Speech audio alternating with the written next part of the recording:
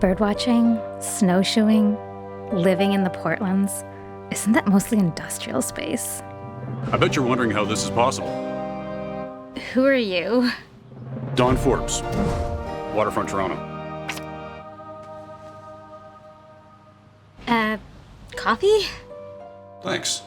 In a nutshell, Waterfront Toronto is installing a secant pile cutoff wall to bedrock on the perimeter of the river valley to dewater and support the geosynthetic clay liner, armor stone for ice, clean wetland habitat up the parks and river banks. Plant growth. Any questions? What my colleague Don is trying to say is that the Portland's flood protection project unlocks a massive amount of undeveloped land in the heart of Toronto. How did you Accomplish such a staggering achievement? I was gonna say get into my house, but yes, please tell me more. The Portlands. It's a game changer. It all starts with flood protection.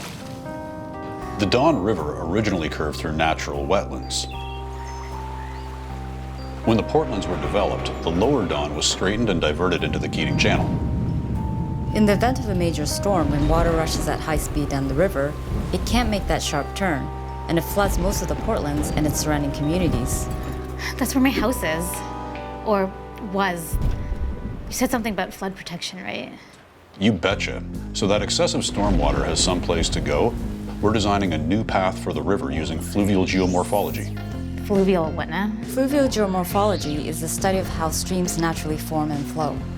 Oh, right, yeah. So in the event of a major storm, the water will flow safely into Lake Ontario. That's excellent news, you guys. Flood protection makes it safe to create spaces to live, work, and play on a new island right downtown. We're standing in the middle of the future Villiers Island. Wow. Right here, huh? Well, you've got to use your imagination a little bit.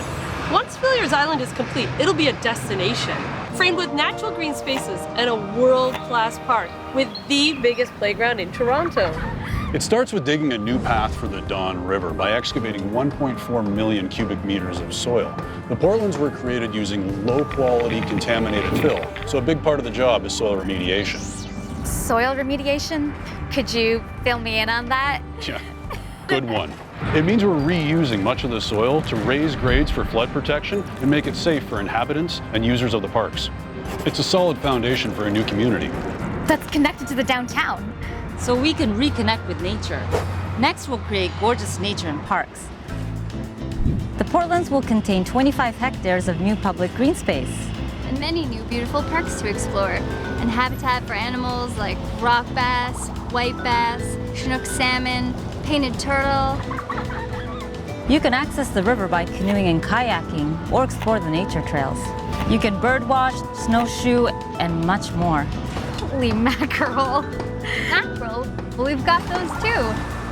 And green frogs, American toads, red-tailed hawks, raccoons and foxes, monarch butterflies, and many more. It's A game changer? beautiful. And I bet you've been wondering, How we got here? if you can live on it. Oh. There will be lots of space to live and work. Villiers is the first of many new communities. The Portlands will eventually be home to approximately 25,000 residents and 30,000 jobs. And the city's plan for Villiers Island calls for a mix of housing options for different income levels. Villiers could also be Toronto's first climate-positive community. Climate positive. Yeah, going beyond zero carbon emissions. So we're not just avoiding doing harm to the climate. You're actually improving it. Exactly. By using a passive solar model to place the buildings, we can harness renewable energy. And lower energy use means lower cost of living. More space to live, work, play, and breathe. I can't wait. But for now, I've got to get to work. So do we. The Portlands. It's a game changer.